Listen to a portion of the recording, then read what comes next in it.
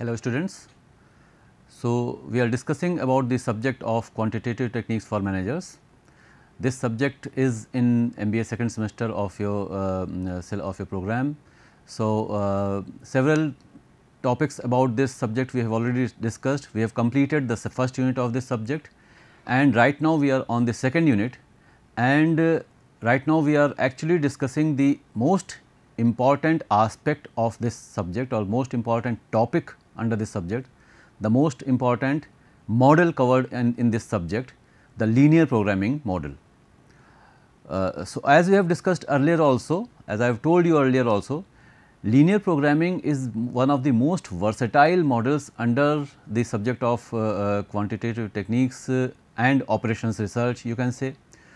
तो linear programming के बारे में कई सारी चीज़ें हम लोग पहले बात कर चुके हैं, 2 सेशंस हम लोग कवर कर चुके हैं। 2 सेशंस में हम लोगों ने बात की है about what is linear programming, what sort of problems we can solve using linear programming, and then we have also talked about the mathematical formulation of a linear programming problem, in short an LPP. So, in general, this also is one thing that I have told you earlier also. In general, OR में और in particular linear programming में जो भी कुछ problems आपको दी जाएंगी, actually आपको problems नहीं दी जाएगी, आपको एक प्रॉब्लम सिचुएशन दी जाएगी। तो उस प्रॉब्लम सिचुएशन को पहले आपको मैथमेटिकली फॉर्मुलेट करना होगा एक प्रॉब्लम के फॉर्म में, और फॉर्मुलेशन के बाद फिर ये देखेंगे या जिस हिसाब से आपने उसको फॉर्मुलेट किया उसके बाद फिर उसके ऊपर कोई एक पर्टिकुलर मॉडल, जो कई सारे हम लोग मॉडल्स यहाँ पे स्टडी करेंगे, उसमें से कोई एक मॉडल यूज़ करके उस प्रॉब्लम को सॉल्व किया जाएगा। तो लीनियर प्रोग्रामिंग के केस में हम लोगों ने एक प्रॉब्लम पिछले सेशन में देखी थी, और ये वो प्रॉब्लम है एक्चुअली। तो इस प्रॉब्लम की मदद से, with the help of this particular problem, we will try and understand all the different aspects of an LPP. एक LPP के अलग अलग aspects को, अलग अलग चीज़ों को, अलग अलग methods solve करने के, सारी चीज़ें हम लोग इस प्रॉब्लम के थ्रू समझेंगे, और कई सारे न्यूएंसेस इसमें हम लोग देखेंगे, समझेंगे प्रैक्टिकली मतलब क्या है चीज़ों का, ये भी समझना ज़रूरी है। लीनियर प्रोग्रामिंग का जो स्कोप है वो बहुत ही वास्ट है, मतलब केवल हमें एक ऑप्टिमम सॉल्यूशन ही उससे नहीं मिलता है। कई बार क्या होगा कि आपको जो ऑप्टिमम सॉल्यूशन मिला है, बाद में सिचुएशंस चेंज, प्रैक्टिकल सिचुएशन में क्या हो सकता है कि सिचुएशंस में चेंज, तो सिचुएशन अगर चेंज होती है तो उसके बेसिस पर सॉल्यूशन हमारा किस तरह से बदल सकता है, ये सारी चीज़ें हम लोग देखते हैं with the help of different aspects, you can say, of linear programming model.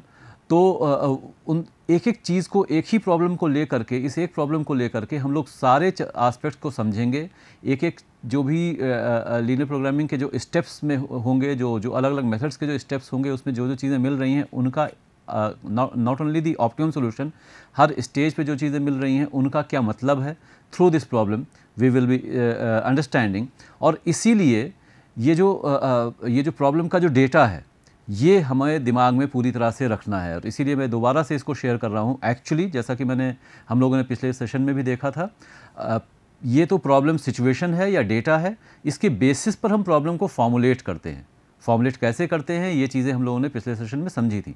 तो फॉर्मुलेट करने के बाद अब जब उसको सॉल्व किया जाएगा, और जो मेथड आज हम लोग देखेंगे that will be the graphical method, the graphical method of solving a linear programming problem.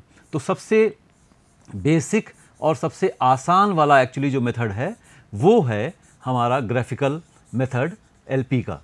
तो ग्राफिकल मेथड, जैसा कि नाम सजेस्ट कर रहा है, हम एक ग्राफ प्लॉट करेंगे। We will be plotting a graph, और उस ग्राफ की मदद से हम प्रॉब्लम को सॉल्व करेंगे। तो ये जो ग्राफिकल मेथड है, इसको यूज़ करने के लिए हमने जो प्रॉब्लम्स फॉर्मुलेट कर ली थी, उस प्रॉब्लम फॉर्मुलेशन के आगे से हमको प्रोसीड करना होगा। लेकिन प्रॉब्लम जो फॉर्मुलेटेड प्रॉब्लम है उसमें बाकी सारी चीज़ें नहीं मेंशन्ड हैं, वो भी हमको दिमाग में रखनी होंगी। जैसे जो चीज़ यहाँ पे लिखी हैं कि 2 प्रोडक्ट्स हैं, जो हमारी फॉर्मुलेटेड प्रॉब्लम है उसमें 2 प्रोडक्ट्स हैं, 2 मशीन्स हैं, दोनों के ऊपर दोनों प्रोडक्ट्स की प्रोसेसिंग हो रही है। इसी प्रॉब्लम को जो कंडेंस्ड फॉर्म में है वो यहाँ पर लिखा गया है। तो 2 products P1 P2, 2 machines M1 and M2, P1 is consuming, as you can see, 4 hours of processing time on machine 1 and 2 hours of time on machine 2. Similarly, P2 is consuming 2 and 4 hours respectively on the two machines, and the hours available, that is also mentioned, और कितना contribution है इन दोनों products का to the profit of the organization वो भी दिया हुआ है। तो इतनी information दी हुई है। तो ये जो हमने वेरिएबल्स लिए थे, जो डिसीजन वेरिएबल्स जिसको कि बोला गया था, x1 एंड x2, ये क्या हैं, ये हमको ध्यान रखना है। x1 क्या है, कितनी यूनिट्स p1 की बनाई जाए, ये x1 रिप्रेजेंट कर रहा है, कितनी यूनिट्स p2 की बनाई जाए, ये x2 रिप्रेजेंट कर रहा है। फिर 60 और 48 क्या रिप्रेजेंट कर रहा है, 60 रिप्रेजेंट कर रहा है कि मशीन 1 के ऊपर कितने आवर्स अवेलेबल हैं। तो ये जो 60 है ये कहाँ से आया, यहाँ से आया। ये जो 48 है ये यहाँ से आया। जो x1 और x2 जो हैं ये p1 और p2 हो गए। 8 कहाँ से आया, ये एक यूनिट p1 की कितना कंट्रीब्यूट कर रही है, ये 8 हो गया। 6 कहाँ से आया, एक यूनिट p2 की कितना कंट्रीब्यूट कर रही है, 6 हो गया। 4 और 2, this 4 and 2 are these 4 and 2, this 2 and 4 are these 2 and 4। तो ये क्या चीज़ें रिप्रेजेंट कर रही, क्या रिप्रेजेंट कर रहा है, यानी कि ये 2 घंटा, ये 4 घंटा, टोटल मिलाकर के कितने आवर्स कंज्यूम हो रहे हैं दूसरी मशीन के ऊपर। 4 hours into x1 plus 2 hours into x2, कितने आवर्स कंज्यूम हो रहे हैं। और इसीलिए लेस देन इक्वल टू हमने लिया था, क्योंकि ये जो टोटल कंजम्पशन, टोटल आवर्स कितने आपने चलाया पहली मशीन को, वो 60 से ज़्यादा नहीं हो सकता, क्योंकि 60 ही घंटे अवेलेबल है। Similarly for the second machine. तो ये एक्चुअली ये चीज़ें क्या मायने रखती हैं, this should always be there at the back of our mind, जिससे कि हम एक एक आस्पेक्ट एलपी का, लीनियर प्रोग्रामिंग का और लीनियर प्रोग्रामिंग प्रॉब्लम का अच्छे से समझ सकें। तो now coming to the graphical method. तो तरीका क्या है ग्राफिकल मेथड, जैसा कि वही कहा था मैंने, नाम ही कह रहा है कि हमको एक ग्राफ प्लॉट करना है। ग्राफ प्लॉट करना है तो क्या करेंगे, जो पहला स्टेप है प्लॉटिंग द टू कॉन्स्टेंट्स, जो दो कॉन्स्टेंट्स हमारे पास हैं, 4x1 plus 2x2 less than और equal to 60, 2x1 plus 4x2 less than और इक्वल टू 48। इन दोनों कॉन्स्टेंट्स को, अब लेस देन और इक्वल टू जो है वो प्लॉट नहीं होगा, तो उसको हम इक्वलिटी मान करके उसको हम प्लॉट करेंगे। तो पहला हो गया 4x1 plus 2x2 less than equal to की जगह साइन आ गया इक्वल टू का, और वो हम प्लॉट करेंगे। दूसरा है 2x1 plus 4x2 equal to 48, उसे हम प्लॉट करेंगे। तो शुरुआत पहले वाली इक्वेशन से अगर हम करें, तो पहली इक्वेशन में, उसमें हमें जब प्लॉट करना है, it is the straight equation of a straight line. Straight line को प्लॉट करने के लिए हमें चाहिए क्या, हमें चाहिए कोई दो ऐसे पॉइंट्स जो जिनके थ्रू वो लाइन पास कर रही है। वो दो पॉइंट्स हमको मिल जाएं तो हम उसको ज्वाइन करके एक्सटेंड कर सकते हैं। एक और चीज़ यहाँ पर ग्राफिकल मेथड के लिहाज से हम लोग समझ लें, जैसे ये ग्राफ हमने बनाया है, ये इस ग्राफ तक पहुँचने का तरीका तो यहाँ पर है ही है, इसको अभी हम लोग समझ ही लेंगे। लेकिन ये ग्राफ जो बना हुआ है, ये ध्यान रहे कि ये ग्राफ तो पूरा एक्सटेंड अगर कर दें तो इस तरह से है।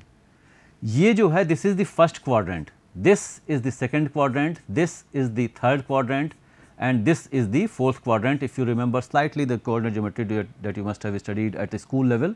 तो ये चार quadrants इसके हैं। थोड़ा सा बस आइडिया उसका चाहिए, ज़्यादा उसमें कोई परेशान होने वाली और बहुत ज़्यादा कॉम्प्लिकेटेड चीज़ नहीं है, बेसिक्स थोड़ी सी, लेकिन फिर भी ग्राफिकल ग्राफ के बारे में और कोऑर्डिनेट ज्योमेट्री के में पता होनी चाहिए।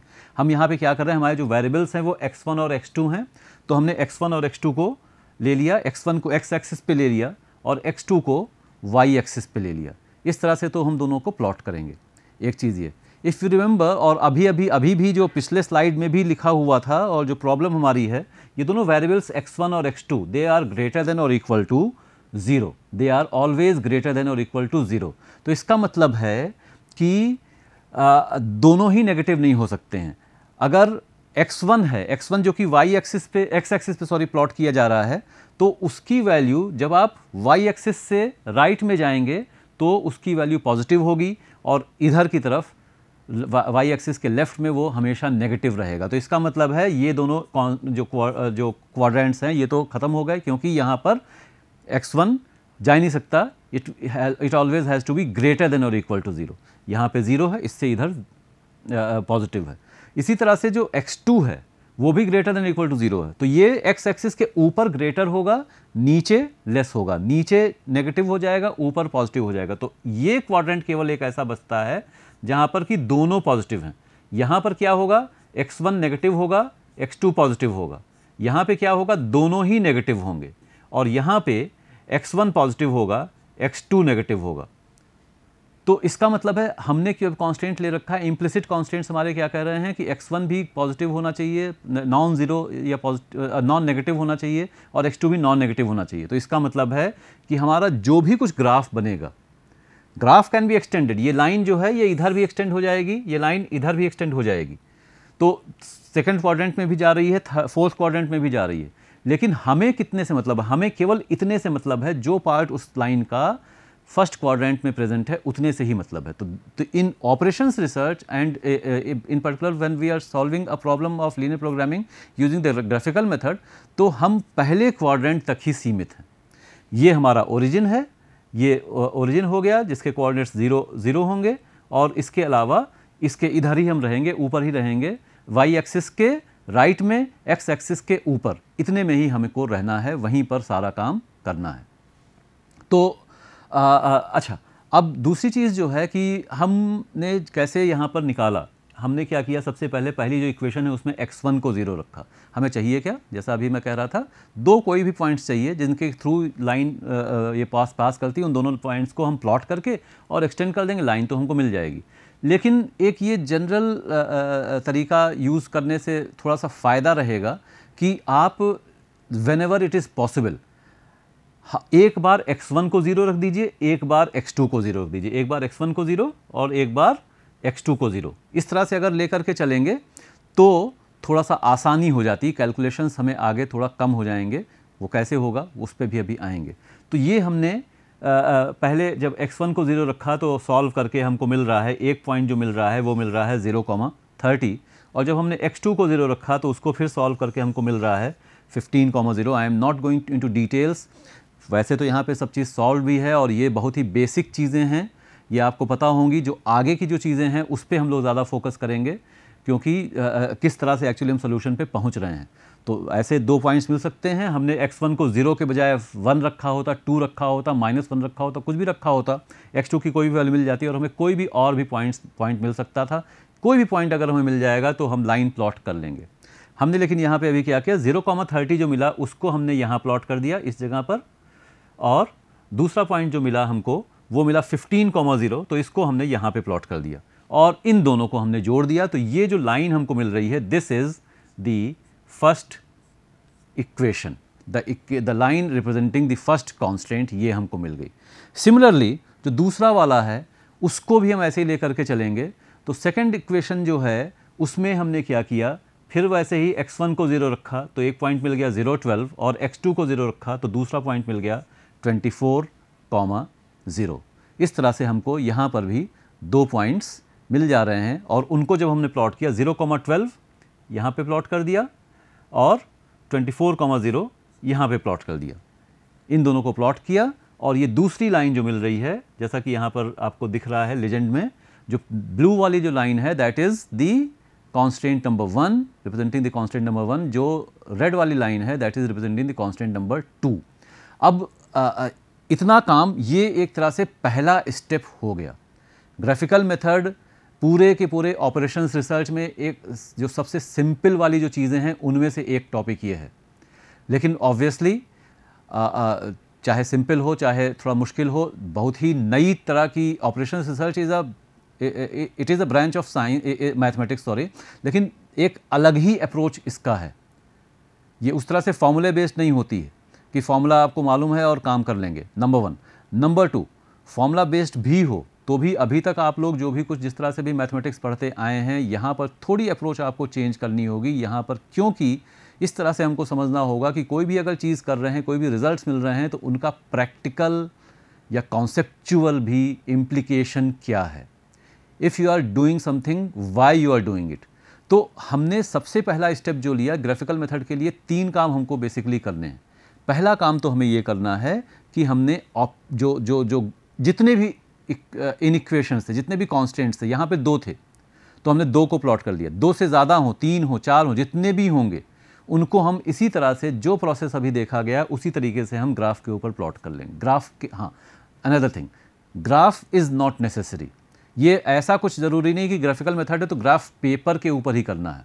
एक रफ ग्राफ भी करीब करीब मतलब काफ़ी हद तक का मतलब है कि अगर थोड़ी भी एक्यूरेसी के साथ आप बनाएंगे तो आपको एक वो सही रिजल्ट आपको मिल जाएगा रफ ग्राफ से भी, रफ हैंड से ड्रॉ करके भी मिल जाएगा, क्योंकि कैलकुलेशंस तो हम सारे कर रहे हैं, मैन्युअली कर रहे हैं। हम ऐसा नहीं कर रहे हैं कि हमने लाइन ड्रॉ की और वहाँ से ही हमने पॉइंट या कोऑर्डिनेट उठा लिया, वो भी किया जा सकता है, लेकिन फिर उसमें एक एक्यूरेट ग्राफ की ज़रूरत होगी। हम केवल ग्राफ किस लिए बना रहे हैं? ग्राफ जिससे कि हमें एक ये अंदाज़ा मिल जाए कि कहाँ पर क्या चीज़ें लाई कर रही हैं, उसके लिए ग्राफ है। तो सबसे पहला काम इसका मतलब है कि 2 हो 3 हो जितने भी कॉन्स्टेंट्स हों, you will always be having at least 2 constants, उनको, और वो लेस देन इक्वल टू हो चाहे ग्रेटर देन इक्वल टू, जो भी हो उसको बराबर मान लिया, इक्वल मान लिया, और इक्वल मान करके उसको प्लॉट कर लिया। अब क्या है कि जब आपने इसको प्लॉट कर लिया, अब हम देखेंगे कि कहाँ पर कौन सा एरिया, इस प्लॉट का कौन सा एरिया हमारे काम का है। कौन सा एरिया हमारे काम का है का मतलब क्या हुआ? If you again now go to the problem, original problem. इसीलिए मैंने कहा था कि प्रॉब्लम को रेफर बार हमको करना पड़ेगा। प्रॉब्लम हमारे दिमाग में एक होनी चाहिए कि क्या चीज़ कही जा रही है। कहा जा रहा है कि P1 कितना बनाए, P2 कितना बनाए। प्रॉब्लम ये है, कंट्रीब्यूशन मार्जिन मैक्सिमाइज करना है। अब कोई ऑर्गेनाइजेशन है, ये डिसाइड करना है P1 कितना बनाए, P2 कितना बनाए। ऑर्गेनाइजेशन ने कहा कि हम P1 0 यूनिट्स बनाएंगे और P2 भी 0 यूनिट्स बनाएंगे। तो ये क्या पॉसिबल है? ये पॉसिबल है। ये पॉसिबल है, यानी कि इसको हम बोलते हैं इज़ इट फीजिबल और नॉट। तो एक चीज़ हम देखते हैं OR में, जो कुछ चीज़ें हम लोग समझेंगे, हम ये जानेंगे कि कोई भी सोल्यूशन अगर है, is it possible, can it be done. If it can be done then it is feasible, if it can not be done, if it can not be achieved then it is infeasible. तो ये 2 terms बहुत important हैं कि पहले हम ये देखें कि जो सोल्यूशन, जिस सोल्यूशन की हम बात कर रहे हैं वो फीजिबल है या इनफीजिबल है। तो ऑर्गेनाइजेशन ने कहा कि हम 0 0 यूनिट्स दोनों का बनाएंगे, तो इट इज़ फीजिबल, कुछ भी नहीं बनाया जा रहा। लेकिन ऑर्गेनाइजेशन अगर ये कहे कि हम x1 की -10 यूनिट्स बनाएंगे, दैट इज़ इनफीजिबल, ये तो पॉसिबल ही नहीं है ना, एक चीज़। दूसरी चीज़, ऑर्गेनाइजेशन अगर ये कहे कि हमारे पास जितना रिसोर्स है, हमारे पास 60 आवर्स अवेलेबल हैं, हमारे पास पहली मशीन के ऊपर, आपको याद है, या दूसरी मशीन की अगर हम बात कर लें, यहाँ पर दूसरी मशीन के ऊपर ये 48 कहाँ से है? दूसरी मशीन के ऊपर 48 आवर्स अवेलेबल हैं, इसीलिए ये 48 लिखा हुआ है। और दूसरी मशीन के ऊपर ये 4x2 क्या रिप्रेजेंट कर रहा है कि जो दूसरा वाला प्रोडक्ट है P2, वो 1 यूनिट बनाने में आपको 4 घंटे लग जा रहे हैं। अब ऑर्गेनाइजेशन ये कहे कि हम P2 की 100 यूनिट्स बनाएंगे, हम P2 की 100 यूनिट्स बनाएंगे, तो 1 यूनिट बनाने में 4 घंटे लग रहे हैं, 100 यूनिट्स बनाने में 400 घंटे लगेंगे। हैं कितने? केवल 48 आवर्स अवेलेबल हैं, तो this is infeasible, this solution is infeasible. तो जो ग्राफ हम बनाते हैं, ग्राफ की मदद से हमको फीजिबल और इनफीजिबल वैल्यूज़ पता करती हैं, सोल्यूशंस पता करते हैं, चलते हैं। ये पूरे ग्राफ में कोई भी पॉइंट ले लीजिए, दैट रिप्रेजेंट्स अ सोल्यूशन। एक यहाँ पे पॉइंट ले लीजिए, यहाँ पर x1 x2 की कुछ भी वैल्यू हो सकती है, इस जगह पर x1 x2 की कुछ भी वैल्यू हो सकती है, इस जगह पे x1 x2 की जो भी वैल्यू हो, यहाँ पे x1 x2 की कुछ भी वैल्यू हो, इसी जगह पर ले लें जो ग्राफ जो हमने बनाया है, मतलब कहीं पे यहाँ पर एक वैल्यू हो सकती है, यहाँ पे एक वैल्यू हो सकती है, जितने भी हैं ये सब जो हैं हमारे सोल्यूशंस हैं, वो हमारे सोल्यूशंस हैं। फॉर एग्जांपल लेट अस से इस जगह पर x की वैल्यू, x1 की वैल्यू जो है वो 30 है और x2 की वैल्यू 0 है। तो इसका मतलब है पहला प्रोडक्ट जो है वो 30 यूनिट बनाया जाए और दूसरा प्रोडक्ट जो है वो 0 यूनिट्स बनाया जाए, ना बनाया जाए। तो ये भी एक सोल्यूशन है, ये भी एक सोल्यूशन है। लेकिन कुछ सोल्यूशन इसमें से फीजिबल हैं, कुछ इनफीजिबल हैं। Some solutions are feasible, some are infeasible. तो the graph helps us in identifying which solutions are feasible, which solutions are infeasible. और वो जानने के लिए जब आपने प्लॉट कर दिया, एक बार इक्वल टू बना करके लाइंस को प्लॉट कर दिया, अब आप देखेंगे कि एक्चुअली ओरिजिनल डायरेक्शन इन कॉन्स्टेंट्स का था क्या। पहले कांस्टेंट का डायरेक्शन था लेस देन और इक्वल टू, दूसरे कांस्टेंट का डायरेक्शन भी लेस देन और इक्वल टू ही था, दोनों कांस्टेंट्स का direction less than equal to था। तो ये जो लाइन है, पहला कांस्टेंट ये अगर हम लें, ये जो लाइन है, this is representing the left hand side is equal to the right hand side. इसके ऊपर अगर हम जाएंगे तो हो जाएगा left hand side is greater than right hand side, और इसके नीचे अगर आप जाएंगे तो हो जाएगा left hand side is less than और equal to less than the right hand side, और इस लाइन को भी अगर इंक्लूड कर लेंगे तो हो जाएगा लेस देन और इक्वल टू। तो इस तरह से हम उसको इंटरप्रेट करेंगे।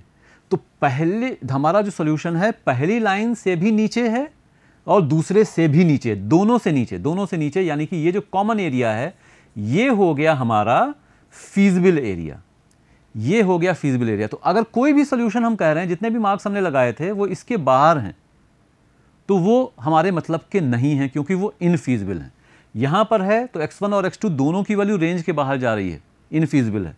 यहाँ पर अगर है, इस जगह अगर कोई पॉइंट लेते हैं तो पहला कांस्टेंट तो फॉलो हो रहा है, दूसरा फॉलो नहीं हो रहा है, क्योंकि दोनों कांस्टेंट कह रहे हैं इसके नीचे ही रहना है, तो दूसरा नहीं फॉलो हो रहा है। यहाँ पर अगर कोई पॉइंट लेंगे तो दूसरा फॉलो हो रहा है, पहला फॉलो नहीं हो रहा है, तो दोनों को फॉलो करने के लिए इसके नीचे रहना है, और जो नॉन नेगेटिविटी कांस्टेंट थे उसको फॉलो करने के लिए इसके अंदर रहना है। तो ये हो गया हमारा फीजिबल एरिया। इस तरह से हम फीजिबल एरिया को आइडेंटिफाई करते हैं।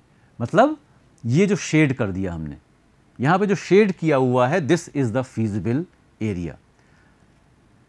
इतना समझना ज़रूरी है। अब हमको जानना है कि ये जो सारा पूरा फीजिबल एरिया है, इतना जो फीजिबल एरिया, इसमें से ऑप्टिमम कौन सा है। तो दो चीज़ें देखी थी, फीजिबल, इनफीजिबल। इसके अंदर जो है वो फीजिबल है, इसके बाहर जो है वो इनफीजिबल है, और इस फीजिबल में से जो होगा वो ऑप्टिमम, जो बेस्ट होगा वो ऑप्टिमम होगा। फीजिबल कौन सा है, जो कॉन्स्टेंट्स को फॉलो करके जो आप चीज़ देख रहे हैं वो हो गया फीजिबल। अब इसमें से हमको बेस्ट देखना है, यानी कि इसमें से हमको देखना है ऑप्टिमम क्या है, what is the optimum solution, this we need to find out from here. तो ये जब आप यहाँ से निकालेंगे, कैसे पता करेंगे ऑप्टिमम निकालने के लिए? ऑप्टिमम का मतलब हो गया, अगर मैक्सिमाइज करना है तो जो मैक्सिमम वैल्यू है वो ऑप्टिमम है, अगर मिनिमाइज करना है तो जो मिनिमम वैल्यू है वो ऑप्टिमम है, दोनों में से कुछ भी। तो हमें यहाँ पे लेकिन क्या करना था, मैक्सिमाइज करना था। If you remember the objective function, it was maximise 8x1 + 6x2। तो कैसे मिलेगी हमें ऑप्टिमम वैल्यू या मैक्सिमम वैल्यू? उसके लिए ये तरीका है, एक कॉन्सेप्ट है of iso profit lines. Iso का मतलब होता है सेम। तो ऐसी लाइंस जो सेम वैल्यू को रिप्रेजेंट करती हैं। जो हमारा ऑब्जेक्टिव फंक्शन है उसे हम अगर मान लीजिए हम रख दें 8x1 + 6x2, इसको हमने 0 मान लिया, तो हमें एक्चुअली क्या होगा, इसको अगर हम प्लॉट करेंगे तो हमें एक ऐसी लाइन मिलेगी, सॉरी थोड़ा सा ऊपर हो गई, जो कि ओरिजिन से पास करेगी। It will be passing from the origin.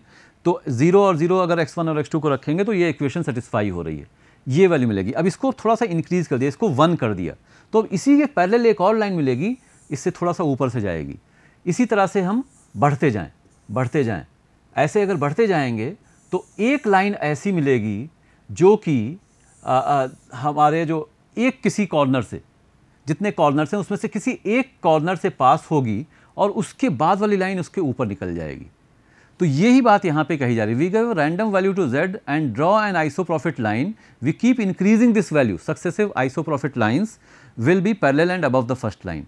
और ऐसी एक पोजीशन आएगी जबकि ये बाहर निकल गई। ये पॉइंट जो है, इसी पर हमको वैल्यू चाहिए, वही हमारी ऑप्टिमम वैल्यू होगी।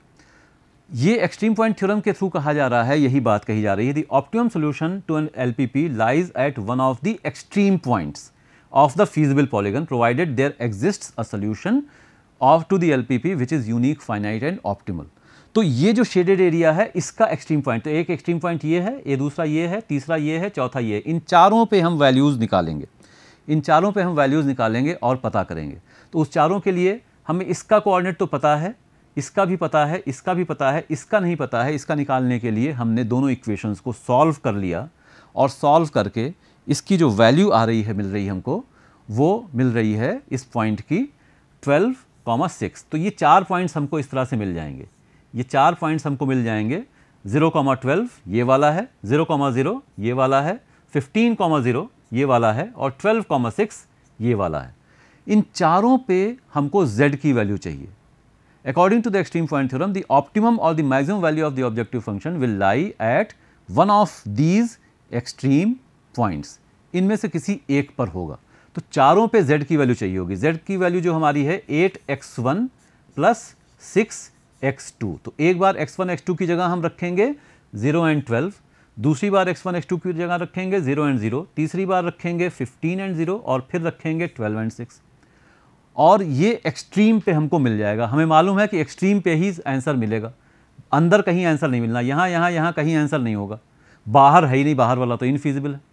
तो इन चारों कॉर्नर्स में से कोई एक सोल्यूशन होगा। इन चारों को निकाल करके हम कंपेयर कर लेंगे।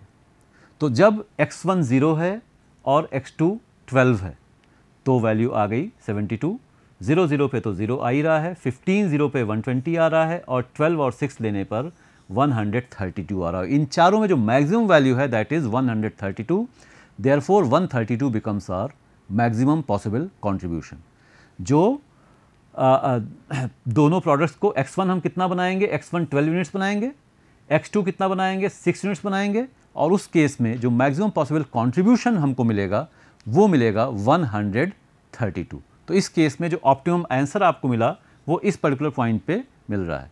ये ज़रूरी नहीं है कि यहीं पे मिले, depending upon the problem and depending actually on the slope of the objective function. इसकी जो स्लोप होगी, ये कितना एंगल बना रहा है एक्स एक्सिस के साथ एक तरह, एक्चुअली उसके ऊपर डिपेंड करेगा कि जो पॉइंट है वो यहाँ मिल रहा है या यहाँ मिल रहा है या यहाँ मिल रहा है। मैक्सिमाइजेशन प्रॉब्लम है या मिनिमाइजेशन प्रॉब्लम है, इसके ऊपर भी डिपेंड करेगा कि कहाँ पर आपको आंसर मिल रहा है। तो this is how we solve a particular LPP using the graphical method. एक छोटी सी चीज़ और ध्यान रखनी है, एक्सट्रीम पॉइंट थ्योरम में 3 चीज़ें कही गई थी कि ये थ्योरम तब एप्लीकेबल होता है जब ऑप्टिमम सॉल्यूशन एग्जिस्ट कर रहा है, यूनिक है और फाइनाइट है।